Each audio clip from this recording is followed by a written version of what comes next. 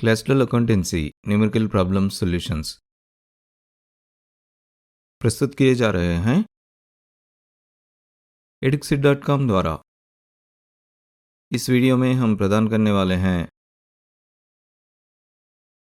Reconstitution of a partnership firm, admission of a partner, problem 3 solution. हमारा problem statement है X and Y are partners sharing profits in 5:3 ratio. Admitted Z for 1/10 share, which he acquired equally from X and Y. X और Y 5:3 के अनुपात में लाभ बांटने वाले साझेदार हैं। उन्होंने Z को 1/10 भाग के लिए प्रवेश दिया, जिसे उसने X और Y से बराबर बराबर प्राप्त किया। Calculate new profit sharing ratio. नए लाभ बंटवारे अनुपात की गणना कीजिए।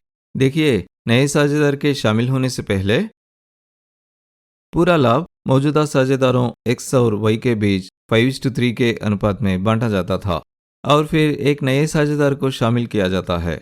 नए साझेदार के शामिल होने के बाद कुल लाभ में से लाभ का एक हिस्सा नए साझेदार को दिया जाता है।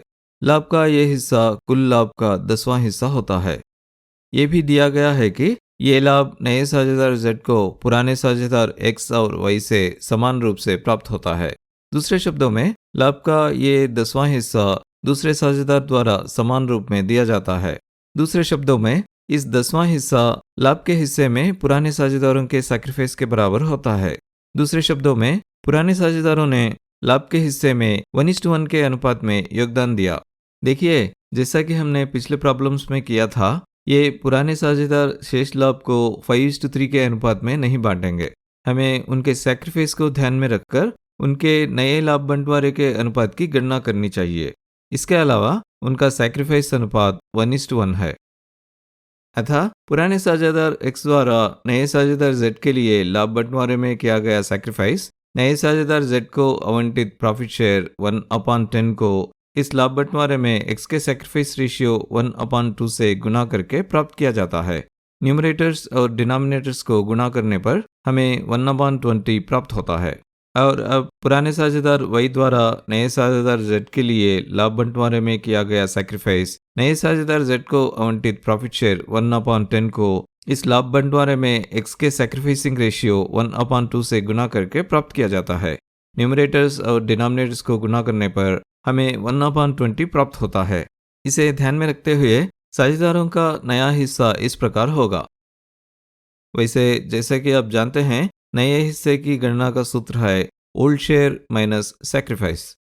इसलिए साझेदार X का नया प्रॉफिट शेयर उसका पुराना प्रॉफिट शेयर 5/8 माइनस Z के प्रॉफिट शेयर में उसकी सैक्रिफाइस जो कि 1/20 है। 40 को एलसीएम मानते हुए न्यूमरेटर में 5 माइनस 1 2 ये 25 - 2 होल अपॉन 40 के बराबर है। ये 23/40 के बराबर है।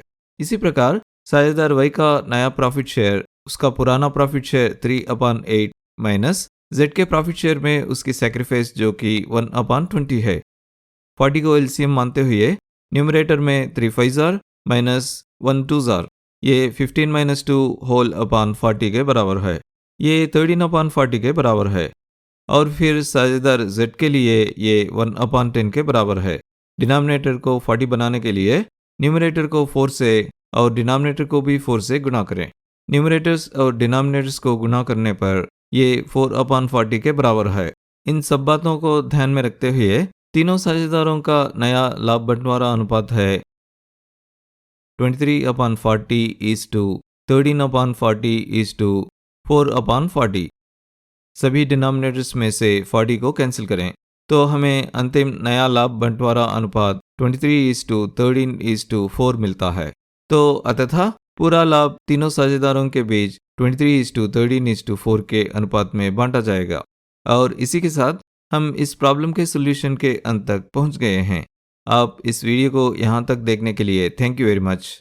हमने स्टूडेंट्स को इफेक्टिव और एफिशिएंट लर्निंग सॉल्यूशंस देने के लिए edxit.com को स्टार्ट किए हैं। हमारे सारे वीडियोस देखने के लिए इस चैनल को ज़रूर सब्सक्राइब कीजिए। हर नया वीडियो पब्लिश होते ही नोटिफिकेशन पाने के लिए बेल आइकन को क्लिक करना मत भूलिए।